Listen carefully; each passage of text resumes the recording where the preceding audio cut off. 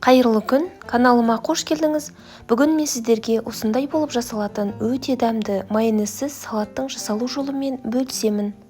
Адам денсаулығына пайдалы көптеген дәрумендердің көзі дәл осы салатты өткізіп алмай соңына дейін көріңіз. Ең алдымен тұздалған банкадағы қиярды осылай дөңгелектеп сақиналап турап аламыз. Салаттың құрамына қосылатын ноутты алдын ала 4-5 сағатқа салқын суға салып, одан кейін ол суды төгіп және де ыстық суда 50-60 минуттай қайнатып аламыз. Ноут дайын болғанша келесі ингредиенттерді турап бастаймыз. Қызылшаны да жуып тазалап қайнатып аламыз. Менде үлкенді көлемдегі 2 қызылша шықты. Осылай етіп 4 бұрыштап турап алдым.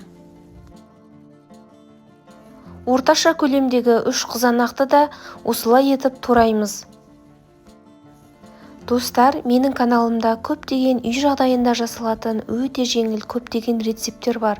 Алдағы рецепттерді өткізіп алмас үшін каналыма тіркеліп, подписаться батырмасын басып қоюды ұмытпаңыз.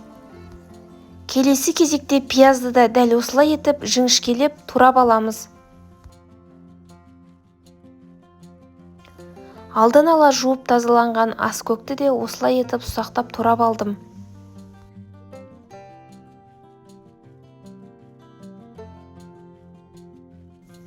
Қайнап дайын болған ноутты алып, сүзіп, салқын суда салып суытып, оны да дайындап алдым.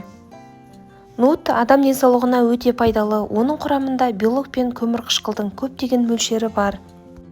Және де шашты жақсы өсіріп, тырнақты қалыңдатады. Алдын ала турап дайындап алған барлық ингредиенттерді осылай етіп терең ыдысқа салып, дәміне қарай тұз, бұрыш және де кориандр қосамыз. Зәйтүн майын қоссаңыз да болады. Ал мен үйдегі сұйық майға алдын ала сарымсақты қуырып, қыздырып осыны қостым. Және де аз мөлшерде 6% алма уксусын қосып, барлығын араластырамыз.